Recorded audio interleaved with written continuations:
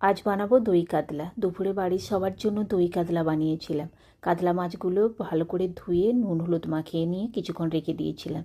এবার দই কাতলা বানাবার জন্য আমি একটা মশলা রেডি করব। তাতে ছিল পোস্ত, মৌরি, কাজু, কাঁচা লঙ্কা। এটা বেশ খানিকক্ষণ জলে ভিজিয়ে রেখে তারপর বেটে নিতে হবে। এদিকে মাছগুলো ভাজার জন্য কড়াইতে খানিকটা সর্ষের তেল নিয়ে তেলটা গরম হয়ে এলে একে একে মাছগুলো দিয়ে হালকা করে ভেজে নিতে হবে। মাছ বেশি লাল করে ভাজবো না, ঠিক হালকা করে ভেজে তুলে রেখে ওই তেলের মধ্যে ফোড়নে দিয়েছিলাম গোটা গরম মশলা, শুকনো লঙ্কা, তেজপাতা। এবার বেটে রাখা পেঁয়াজটা দিয়ে বেশ খানিকক্ষণ নাড়াচাড়া করার পর এবার 1 চামচ মতন আদা বাটা দিয়ে দিলাম। আদা বাটা দেওয়ার পর মশলাটা ভালো করে কষতে হবে যতক্ষণ না আদার কাঁচা গন্ধ যাচ্ছে।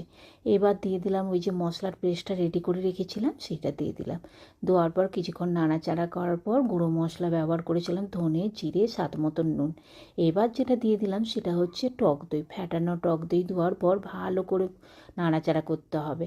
এবার স্বাদ মতন চিনি দিয়ে এবার দিয়ে দিলাম পরিমাণ মতন জল। জলটা দেওয়ার পর ফুটে এলে তারপর ভেজে রাখা মাছগুলো একে একে দিয়ে দেবো।